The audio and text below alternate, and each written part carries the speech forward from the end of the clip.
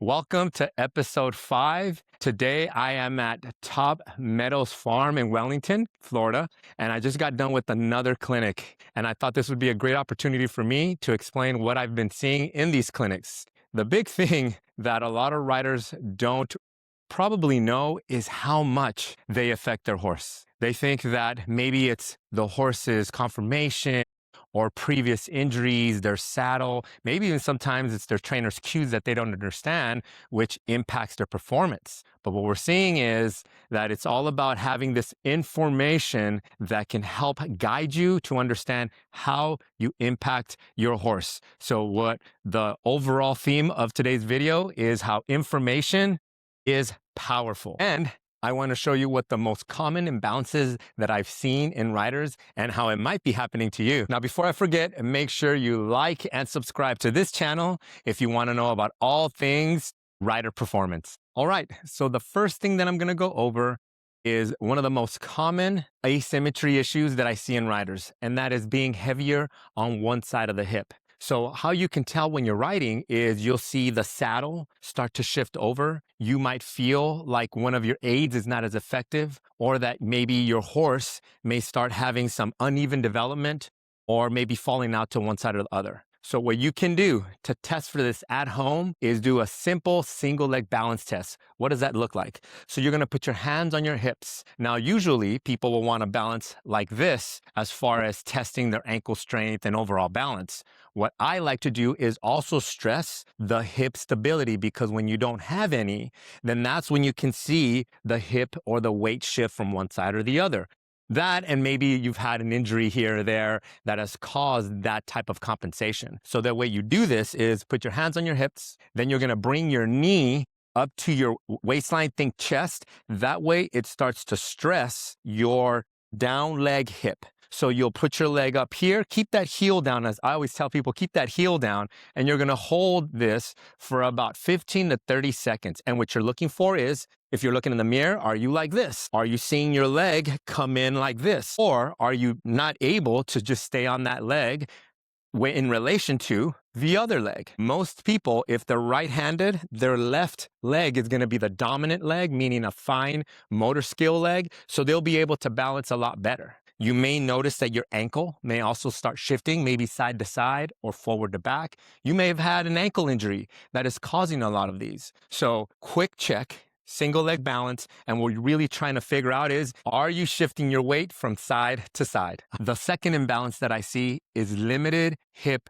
rotation or mobility. So what happens when you start lacking hip mobility is that you start to see your inability to follow the movement of your horse. You start seeing also another type of weight shift to allow your hip to mobilize. Your horse may also start to feel a little different. Maybe you're not as even when you're going, say, tracking right or tracking left, or maybe the outside shoulder might start to drift, or the horse might start to drift in general. Maybe your outside rein contact is not as effective, all because you're limited in your hip mobility. So the at-home test that you can do for this, and you can use a wall to help you, but it's a single leg balance. But what you're trying to do here is mobilize by going internal rotation, and really do this in front of a mirror. That way you can see if you have more internal rotation going from one side, and then how does it look in relation to the other leg. Now this one is not going to be a good one for me, and you can tell. Maybe I stabilize a little bit better, but this is all I have.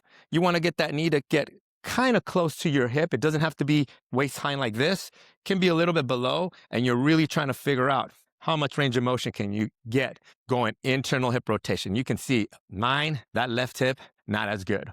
But once you can at least start identifying it, maybe you have a friend that can video you and you start seeing the difference between right and left, you can start to diagnose what's happening is you're probably getting heavy on your down leg when your outside leg, if you're using it as an aid, is limited and you're shifting. That's probably what you're doing when you're on your horse. And the last imbalance that I see at clinics is not having enough core control or stability.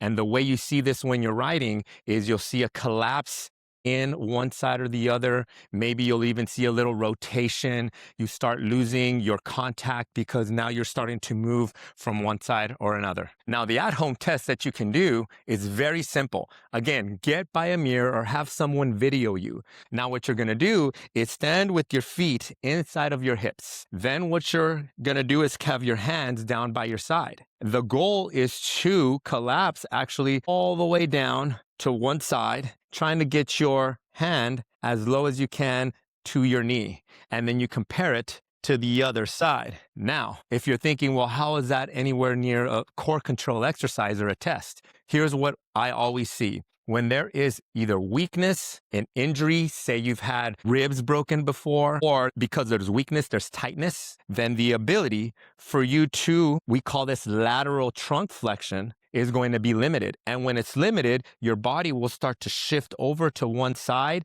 to create the range of motion. So you'll see this instead of this, or you'll see this instead of this. And the way you compensate in the saddle is you're going to hike a hip up to cause that range of motion to be somewhere where your body seems or it deems it safe. And then you'll be able to now ride, but there's always a compensation with your hands because now since your rib cage is a little bit more compressed, your shoulder has to adapt. Your opposite hip has to adapt. So now we start looking like what I always say is a Jenga box, where you start moving pieces together, all because you couldn't sit deep, really take a lot of deep breaths and control the pelvis, which controls your core, so that you are a little bit more anti-lateral flexion when you don't need it.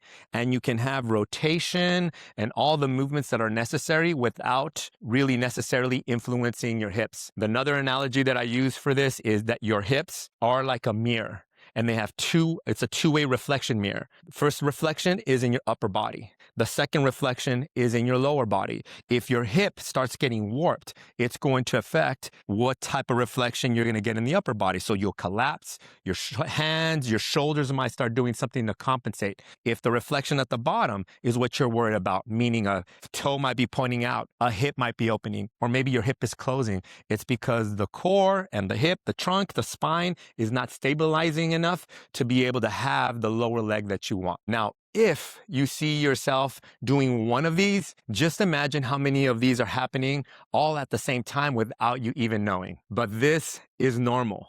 The difference is, are you willing to do something about it to be able to correct a lot of your asymmetries? Now, at my clinics, these are things that I measure and I see and I track, because once you can measure them, then you can manage a lot of your performance. The thing that you have to remember is your horse is adjusting to your body whether you want to or not, and every single ride. I'll always finish my clinics by telling people awareness is step number one.